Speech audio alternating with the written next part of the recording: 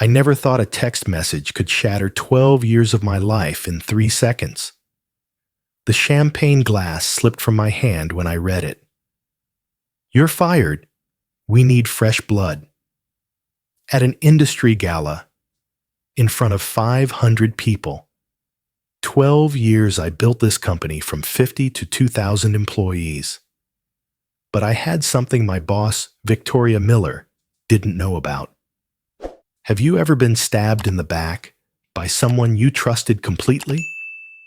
The man sitting across from me wasn't just any rival. He was David Carter, CEO of our biggest competitor. And he'd been trying to poach me for 3 years. My daughter Emma's tuition was due next week.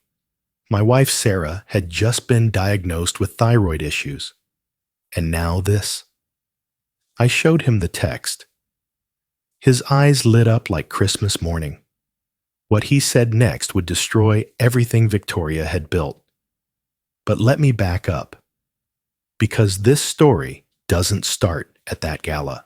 It starts with me being the kind of employee every company claims they want, but secretly fears.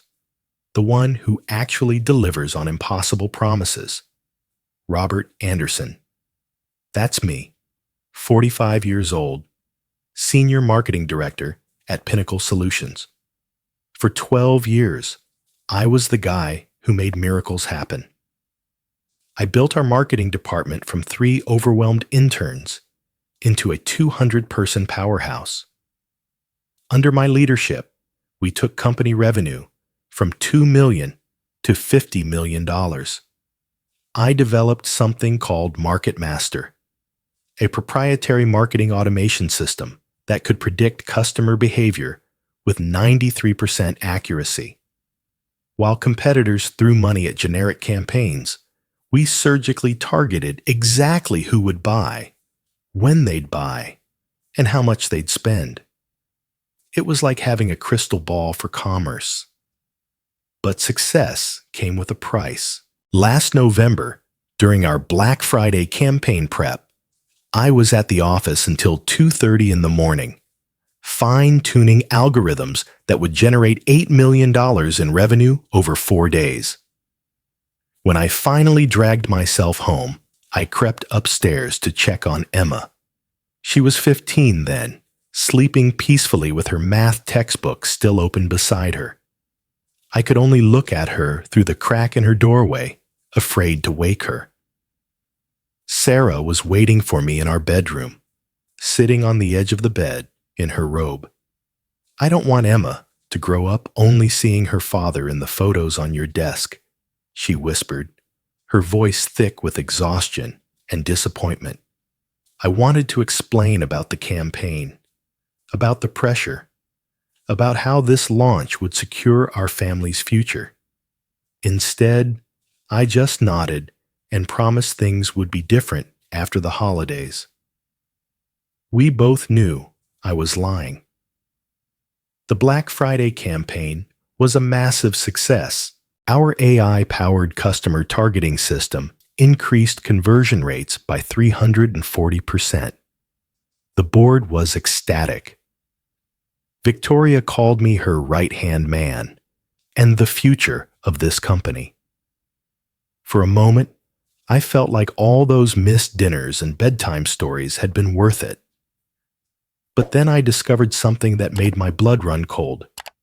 During a routine system backup, I found folders I wasn't supposed to see. Victoria had been secretly copying Market Master's core algorithms, preparing to sell them to our competitors. My life's work reduced to a product catalog. A trong chung, the kung tung tin tuong sep huan tuan pai kong. I stared at those files, realizing I had a choice. Report Victoria's theft and risk being blamed for the security breach, or stay silent and watch her profit from my innovation. That's when I got the email that changed everything. Subject line: "We need to talk about your future here." The meeting was scheduled for first thing Monday morning. The signs started small, like a slow poison working through the company's bloodstream. During our quarterly review presentation, Victoria stood before the board and presented MarketMaster as a company innovation driven by executive leadership vision. My name appeared nowhere in the slides. When I caught her eye across the conference room, she smiled and gave me a little wink, like we were sharing some inside joke. That evening, I called my mother Margaret. At 78, she still had the sharp tongue of the high school principal she'd been for 30 years. "Robert, honey, when are you finally going to get that promotion? All your college friends are VPs by now. That Miller woman better recognize your worth soon." I couldn't tell her that Victoria was systematically erasing my contributions from company history. How do you explain to your mother that the person you trusted most professionally has been setting you up for failure? The real betrayal came during our next executive planning session. Victoria presented my customer segmentation strategy to the leadership team as her own brilliant insight. She walked them through my methodology, my data analysis, even my specific language. The board members nodded appreciatively, making notes about Victoria's innovative approach to market penetration. I discovered Jessica, my assistant of 3 years, had been reporting my activities directly to Victoria. Every email I sent, every meeting I attended, every strategy I developed, Victoria knew about it before I'd even finished thinking it through. Jessica avoided eye contact now, her guilty conscience written all over her face every time she handed me my coffee. Things escalated when Victoria quietly removed me from the executive committee meetings. "Robert, I need you to focus on execution rather than strategy," she explained, with that patronizing smile I was learning to hate. "Let the leadership team handle the big picture thinking." Overnight, I went from being Victoria's protege to someone who needed to prove your value again. Colleagues who used to seek my advice suddenly found reasons to avoid my office. The marketing team leaders who once competed for my attention now whispered in corners, clearly discussing the rumors about restructuring and fresh blood. The worst part was how it affected my family. Emma's 16th birthday party fell on a Tuesday.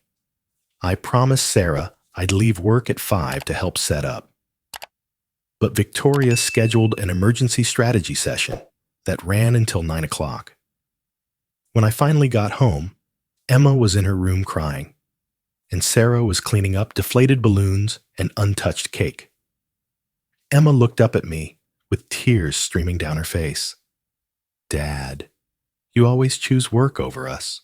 I don't even know why I still hope you'll show up."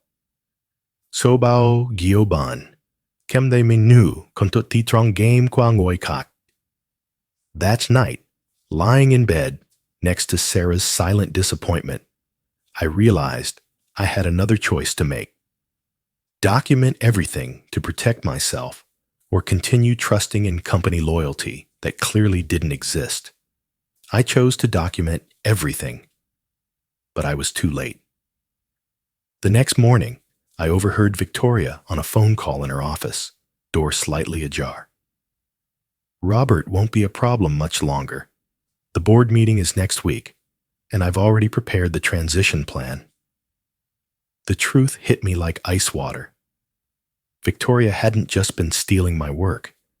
She'd been planning to replace me for months. Every compliment, every team-building conversation, every reassurance about my future with the company had been an elaborate performance while she built my professional grave. I had 48 hours to figure out how to survive what was coming. The investigation began that weekend. I stayed at the office late Friday, Saturday, and Sunday, systematically documenting everything. Every email Victoria had sent claiming my ideas. Every presentation she'd given using my research. every client relationship she'd built on the foundation of my innovations. But what I discovered was worse than simple credit theft. Victoria had been negotiating to sell Pinnacle Solutions to our biggest competitor, David Carter's company. She needed me gone because I knew too much about the proprietary systems that made Pinnacle valuable. My termination wasn't personal. It was just good business. 8 months. That's how long Victoria had been planning this. I found drafts of job postings for my replacement, a 28-year-old Harvard MBA with no industry experience, but a salary offer double what I was making. Victoria had already decided I was too expensive to keep around. The cruelest twist was the consultant position she offered during our Monday morning meeting.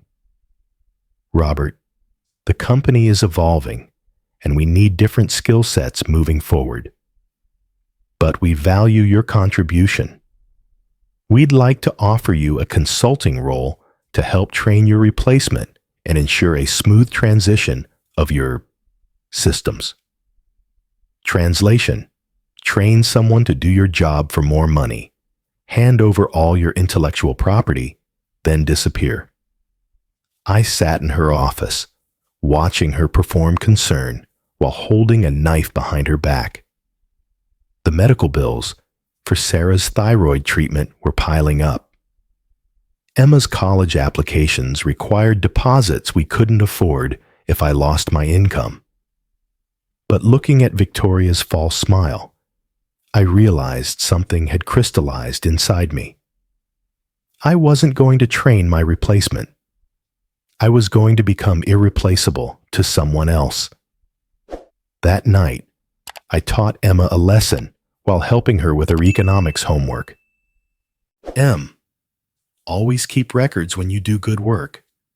People forget contributions, but they always remember who to blame when things go wrong. She looked up at me with those serious brown eyes she'd inherited from Sarah. Is someone trying to blame you for something at work, Dad? Maybe, sweetheart. But Dad's prepared for that. What Emma didn't know was that I'd spent the weekend creating something Victoria couldn't steal. A better version of Market Master, built on my personal systems with improvements she'd never even thought of. While she was busy taking credit for the old system, I was developing something that would make it obsolete. I also reached out to someone I'd been avoiding for 3 years. David Carter had been trying to recruit me since 2019, sending LinkedIn messages, having mutual contacts mention opportunities, even showing up at the same industry conferences. I'd always been loyal to Pinnacle, grateful for the opportunities Victoria had given me. But loyalty is a two-way street, and Victoria had been driving in the wrong direction for months. My preliminary conversation with David was enlightening. His company had been tracking Pinnacle's innovations for years, specifically my work on predictive marketing. He knew exactly how much value I brought to the table, down to the dollar amount of increased revenue my systems generated.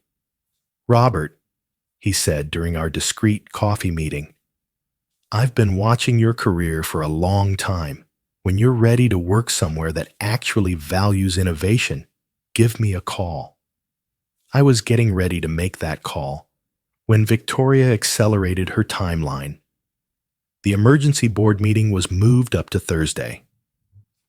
Jessica accidentally forwarded me an email thread about finalizing the Anderson transition. Victoria had discovered my research into her activities, and she was moving to eliminate me before I could gather enough evidence to protect myself. Thursday morning, I received an invitation that changed everything. The annual Industry Innovation Gala. 500 of the most powerful people in our field, all gathered in one ballroom. Victoria would be there, accepting an award for revolutionary marketing leadership, based entirely on my work. As I read the invitation, I realized this wasn't just an opportunity. It was the perfect stage for what needed to happen next. Victoria wanted to humiliate me? Fine. But she'd chosen the wrong venue for my public execution. I RSVP'd immediately, then made one more phone call to David Carter.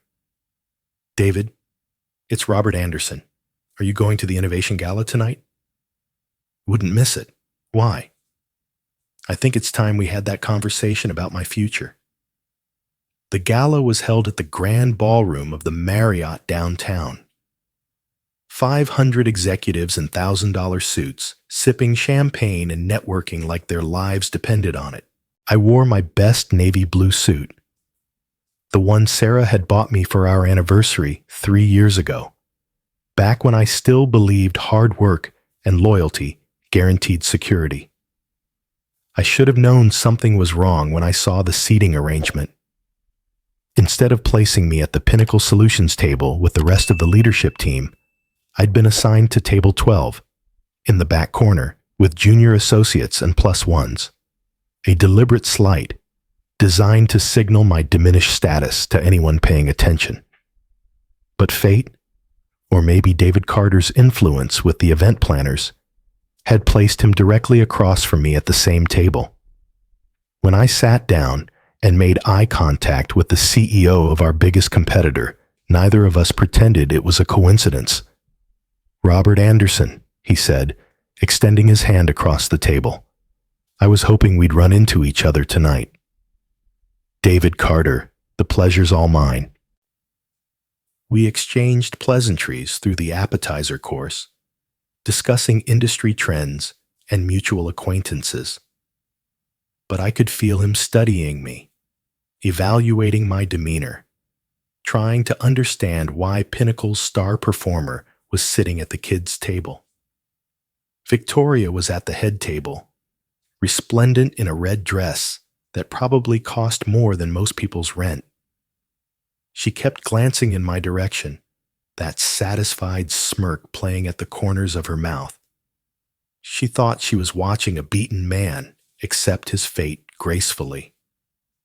She had no idea she was about to watch her empire crumble in real time. My phone buzzed during the main course.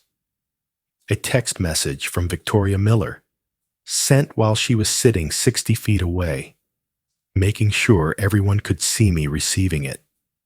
The ultimate power play. You're fired. We need fresh blood. I read it twice, making sure I understood correctly. Then I looked up and locked eyes with Victoria across the ballroom. She raised her champagne glass in a mock toast, still wearing that cruel smile. The conversations around our table continued. The man next to me was explaining something about quarterly projections. The woman to my left was laughing at someone's joke about market volatility. Normal people having normal conversations while my professional life exploded in my hands. I thought about Emma, asleep at home, trusting that her father would somehow find a way to pay for her college dreams. I thought about Sarah, already stressed about her medical treatment, now facing the nightmare of job loss and insurance termination. I thought about my mother, who would have to watch her son join the ranks of middle-aged professionals discarded like outdated software. Then I looked at David Carter, who was watching me with intense curiosity, clearly wondering why I'd gone completely still in the middle of dinner conversation. Have you ever felt so betrayed that everything became crystal clear? In that moment, sitting in that ballroom with Victoria's cruelty burning on my phone screen, I realized I had exactly two choices: walk away with dignity and let her win, or create the kind of scene that would expose her for what she really was. I chose option 3. I turned my phone screen toward David Carter and slid it across the table. He glanced down, read the message, then looked back at me with raised eyebrows. "Well?" he said quietly. his eyes beginning to light up with something that looked like Christmas morning excitement. "This is interesting timing." "David," I said, keeping my voice steady despite the adrenaline coursing through my system. "I believe you mentioned something about opportunities for someone ready to work somewhere that values innovation." His smile was sharp as a blade. "Robert, I've been waiting 3 years for this exact moment." That's when I realized Victoria hadn't just fired me. She'd handed me the key to destroying everything she'd built, and she'd done it in front of the one person who had both the motivation and the resources to help me use it. The waiters were clearing our dinner plates when David Carter leaned across the table and changed my life forever. "Here's what's going to happen," he said, his voice low enough that only I could hear. "You're going to join my company Monday morning as Chief Innovation Officer. You're going to bring every legal innovation you've developed. And you're going to help me acquire the best talent from Pinnacle before Victoria even realizes what's happening." I thought about everything I'd lost in the past 6 months. The credit for my work, the respect of my colleagues, the financial security my family depended on, the simple dignity of being valued for what I contributed. What about my non-compete agreement? "Robert, after what she just did, any lawyer worth their degree can get you out of that contract. Besides, we're not competing with Pinnacle anymore. We're absorbing their market share." As he spoke, I could see Victoria across the ballroom, still celebrating her victory. She had no idea that her text message had just triggered the most expensive mistake in her company's history. David slid a business card across the table. On the back, he'd written a salary figure that was exactly double what Pinnacle had been paying me. "Sleep on it," he said. "But don't sleep too long. I have a feeling Victoria's going to need all the time she can get to figure out what happens next." I looked at the card, then at Victoria, then back at David Carter. For the first time in months, I felt something I'd almost forgotten: hope. "David," I said, tucking his card into my jacket pocket, "I don't need to sleep on it, but I am going to need help with something. Name it." "I want to make sure every good person at Pinnacle has a chance to jump ship before it sinks. Can you handle hiring about 40 marketing professionals in the next 2 weeks?" His grin could have powered the entire ballroom. "Robert, I thought you'd never ask." We shook hands across the table, while Victoria Miller accepted her award for revolutionary marketing leadership at the podium, completely unaware that her revolution was about to be overthrown. As I walked out of that gala with David Carter, I sent exactly one text message to Sarah. "Honey, everything just changed. I'll be home for dinner tomorrow night, and I'll be home for dinner every night after that." Monday morning was going to be very interesting. Monday morning at 7 a.m., the first domino fell. TechCrunch published an exclusive exposé titled "The Marketing Maverick: How Pinnacle Solutions Built Success on Stolen Innovation."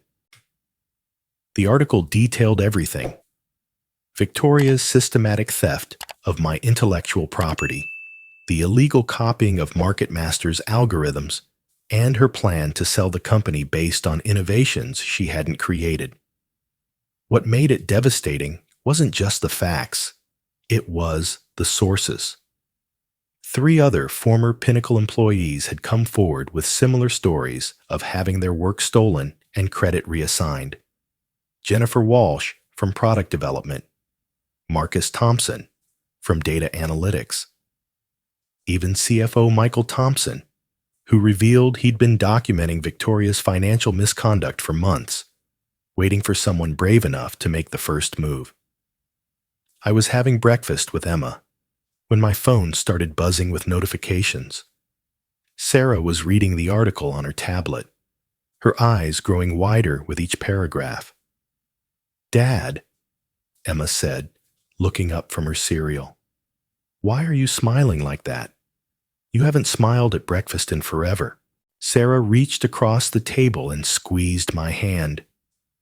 "Your father just reminded the world what integrity looks like, sweetheart." At Pinnacle Solutions, Victoria was discovering that Market Master, the system she'd presented to the board as her crowning achievement, had suddenly developed mysterious technical difficulties. The algorithms were running, but the predictions were off by margins that made the system useless. Client campaigns were failing. Revenue projections were crashing. What Victoria didn't know was that I'd built a kill switch into the core system months ago, a failsafe that would gradually degrade performance if certain authentication protocols weren't maintained. I'd originally designed it to prevent corporate espionage. I never imagined I'd use it to prevent corporate theft by my own boss. By 10 a.m., Victoria's phone was ringing nonstop. 3 major clients, representing $15 million in annual revenue, had called emergency meetings to discuss confidence issues with Pinnacle's capabilities. The board was demanding explanations for system failures that Victoria couldn't possibly understand, let alone fix. My phone was ringing too, but for very different reasons. Former colleagues were reaching out quietly, asking if the stories were true, if there were really opportunities elsewhere. I spent the morning in David Carter's conference room, helping him structure offers for Pinnacle's best talent. "Robert," David said as we reviewed the list of people I'd recommended, "I've been in this business for 20 years. I've never seen someone prepare for war this methodically." "This isn't war, David. War implies both sides have weapons. This is just Victoria finally facing the consequences of her choices." But even I wasn't prepared for how quickly those consequences would multiply. By Tuesday, the situation had escalated beyond anything I'd anticipated. The Securities and Exchange Commission announced they were opening an investigation into Pinnacle Solutions' intellectual property practices. Someone, and I had a pretty good idea who, had provided them with detailed documentation of Victoria's systematic theft of employee innovations. The announcement sent Pinnacle's stock price into free fall, from $62 per share on Friday to $38 by Tuesday's close. Investors were panicking, clients were fleeing, and Victoria was discovering what it felt like to be completely out of control. Emma asked me that evening why the local news was talking about my old company. We were having dinner together, actually together, all 3 of us at the table at 6:30 p.m. for the first time in months. Sometimes, Em, when people do wrong things for a long time, everything catches up to them at once, I explained, cutting into the pot roast Sarah had made to celebrate my new position at Carter Industries. "Like karma?" Emma asked. "Exactly like karma. But karma sometimes needs a little help getting started." Sarah was watching the news coverage on her phone. "Honey, they're saying the FBI is involved now. Something about wire fraud and interstate commerce violations." The FBI involvement wasn't part of my plan. That was Michael Thompson, the CFO, who'd apparently been building a case against Victoria for months.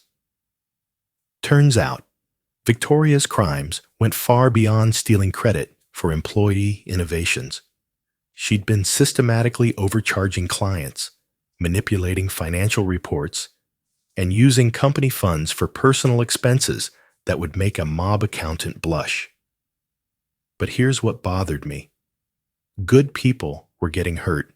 Jennifer Walsh called me Wednesday morning, crying because her project team was being dissolved. Marcus Thompson, no relation to the CFO, was watching his data analytics department get gutted as clients canceled contracts. Have you ever gotten exactly what you wanted and realized it tasted more bitter than sweet? Watching Victoria's company implode was satisfying, but seeing innocent employees suffer made me question whether my methods had been too scorched earth. That's when Victoria made her final, desperate move. Thursday evening, I was in my home office reviewing salary packages for the 12 Pinnacle employees who'd accepted positions at Carter Industries when the doorbell rang. Sarah answered it, and I heard a voice I recognized with dread. "Hello, Sarah. I need to speak with Robert. It's urgent." Victoria Miller was standing on my front porch at 8 p.m., looking like she hadn't slept in days. Her usually perfect hair was disheveled, her makeup smeared, and she was wearing the same outfit I'd seen her in on Tuesday's news coverage. Sarah took Emma upstairs, whispering instructions for her to stay in her room. I met Victoria at the door, not inviting her inside. "Robert, we need to talk." "There's nothing to discuss, Victoria. You made your choices. Please, 5 minutes. I know I screwed up, but there are things you don't understand. Things about the board, about pressure I was under.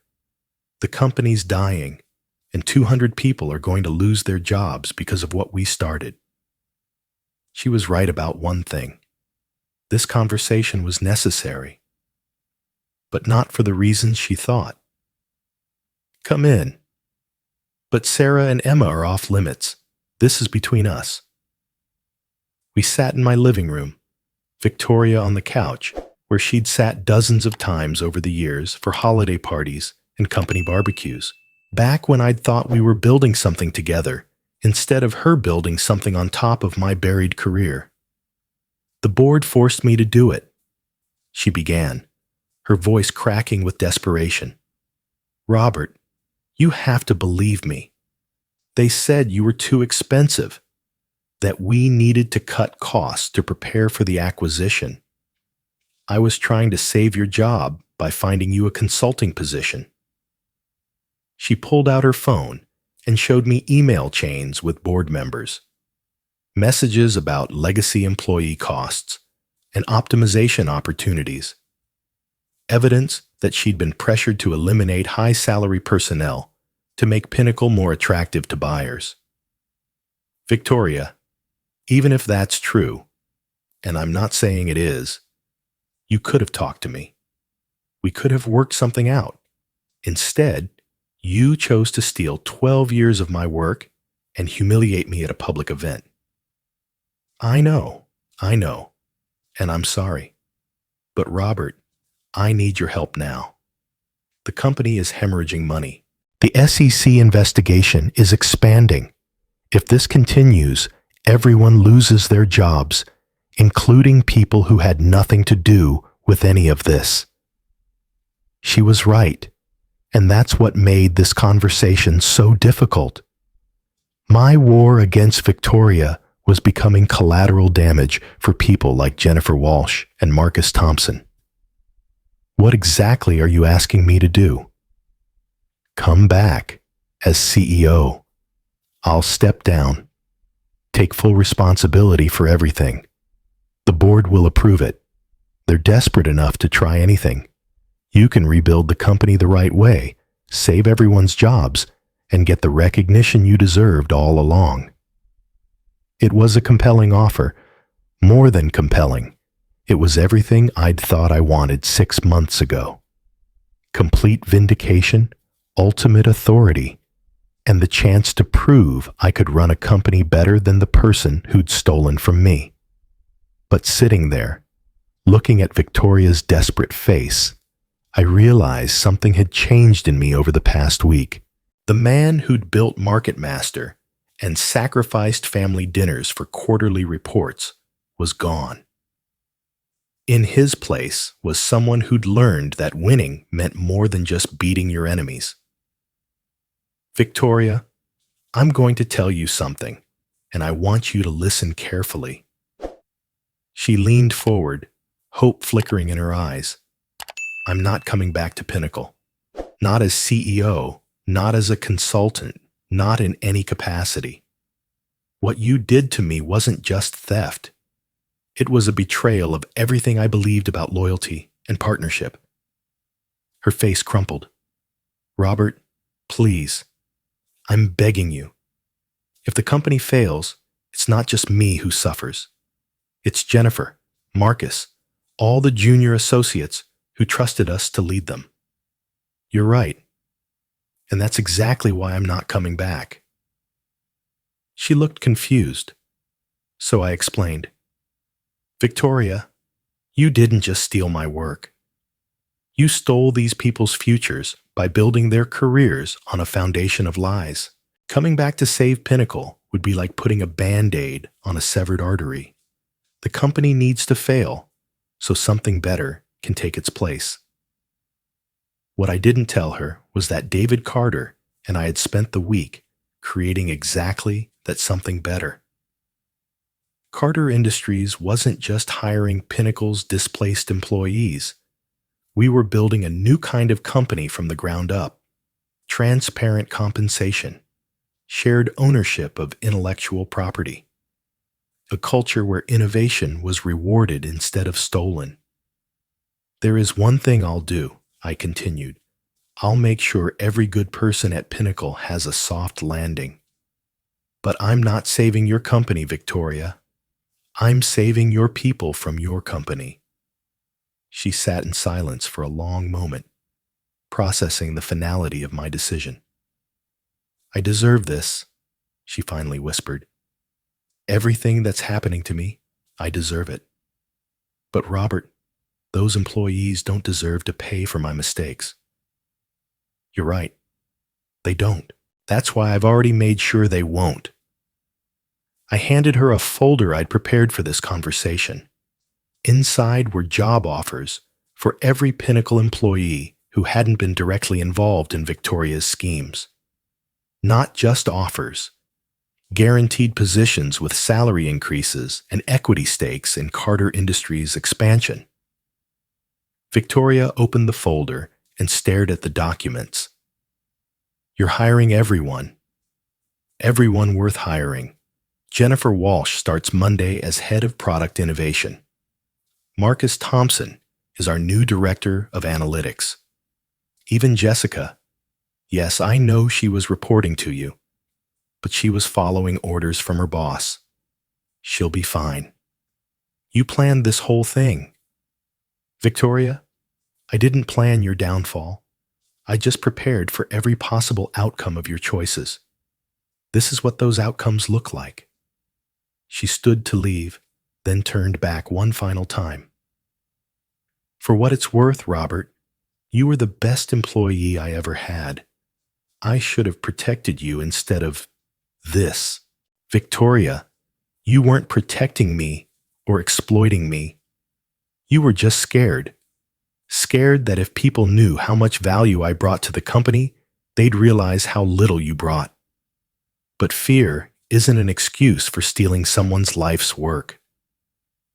After she left, I sat in my living room thinking about forgiveness and justice, about revenge and redemption. Sometimes the greatest victory isn't destroying your enemies. It's building something so much better that their destruction becomes irrelevant. 1 year later, I was sitting in Emma's high school auditorium, watching her give the valedictorian speech to her graduating class. Sarah was beside me, healthy and smiling, her thyroid treatment fully covered by Carter Industries' excellent health insurance. My father taught me that integrity isn't about doing the right thing when it's easy. Emma said from the podium, her voice carrying clearly through the packed auditorium. It's about doing the right thing when everything you've worked for is on the line. Dad, thank you for showing me that real success isn't about beating other people.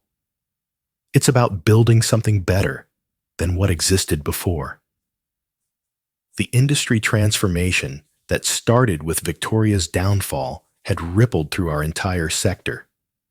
New regulations protected employee intellectual property rights.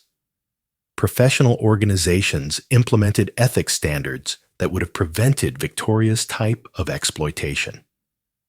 Carter Industries had become the model for transparent, employee-focused corporate governance. Even Victoria had found a different path. 6 months after Pinnacle's collapse, she'd taken a position with a non-profit organization that helped displaced workers transition into new careers. We occasionally collaborated on industry panels about business ethics, our shared history becoming a case study in both corporate failure and personal redemption. Life balance wasn't just a buzzword anymore. It was my reality. Family dinners every night at 6:30. Weekend soccer games where I actually watched Emma play instead of answering emails. Real vacations where I left my laptop at home and remembered why I'd fallen in love with Sarah 20 years ago. But the real victory was seeing what we'd built from the ashes of Pinnacle Solutions. Carter Industries had grown from David's original company into an industry leader, powered by innovations from dozens of former Pinnacle employees who were finally free to create without fear of having their work stolen. Margaret, my mother, called every Sunday now to catch up on family news instead of asking about promotions and corporate politics. "Robert, honey, you didn't just succeed," she said during one of our conversations. "You changed everything. Your father would have been so proud." Emma decided to study business ethics in college, inspired by what she'd watched unfold over her junior and senior years of high school. Her application essays focused on the responsibility of leaders to protect the people who trust them. Lessons learned from watching her father's career implode and rebuild. Sarah had a different perspective on the whole experience. "I have my husband back," she told me one evening as we walked through our neighborhood after dinner. "For years, I felt like I was married to Pinnacle Solutions with occasional visits from Robert Anderson. Now, I'm married to a man who remembers that work is what he does, not who he is." The scholarship fund we established for students studying ethical business practices had grown into a full foundation, supported by dozens of executives who'd witnessed the importance of doing business the right way. Every year, we awarded grants to students writing research papers on corporate responsibility and employee rights. Teaching moments had become a regular part of my life. I spoke at business schools, consulted with companies trying to build better cultures, and mentored young professionals navigating the complex ethics of modern corporate life. "Success without integrity is just elaborate failure," I told a group of MBA students during a guest lecture at Northwestern. "You can build entire companies on stolen ideas and exploited talent, but eventually the foundation crumbles. Better to build something smaller that's genuinely yours than something massive that belongs to everyone else." The story had become legend in our industry, not as a tale of revenge, but as proof that ethical business practices weren't just morally superior, they were strategically smarter. Companies that invested in their employees, protected their innovations, and built cultures of trust consistently outperformed organizations built on exploitation and fear. Sometimes former Pinnacle employees would reach out to thank me for what they called liberation. But I always corrected them. I didn't liberate anyone. I just made it possible for people to liberate themselves by showing them there were better options available. Real victory isn't defeating enemies. It's building a world where enemies become unnecessary. When everyone benefits from ethical behavior, There's no advantage to be gained from exploitation. The last time I saw Victoria was at an industry conference where we were both speaking on a panel about corporate responsibility. During the Q&A session, a young woman asked how companies could prevent the type of ethical failures that had destroyed Pinnacle Solutions. Victoria answered first. Build systems where stealing from your employees is harder than supporting them. Create transparency that makes exploitation impossible. And remember that short-term profits built on long-term betrayal aren't actually profits. They're just delayed losses. When my turn came, I added, sometimes, to protect what you love, you have to be willing to risk everything. But the risk isn't in doing the right thing. It's in not doing it soon enough.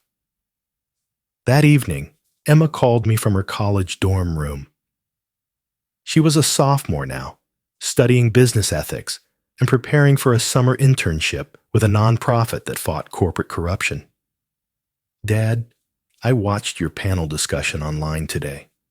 I'm proud of how you and Victoria talked about what happened. It must have been hard to share a stage with her. Actually, Em, it felt right. The point was never to destroy Victoria. It was to build something better than what she represented. Today, we were both part of that better thing. Is that why you didn't pursue the criminal charges against her? Mom said you could have sent her to prison.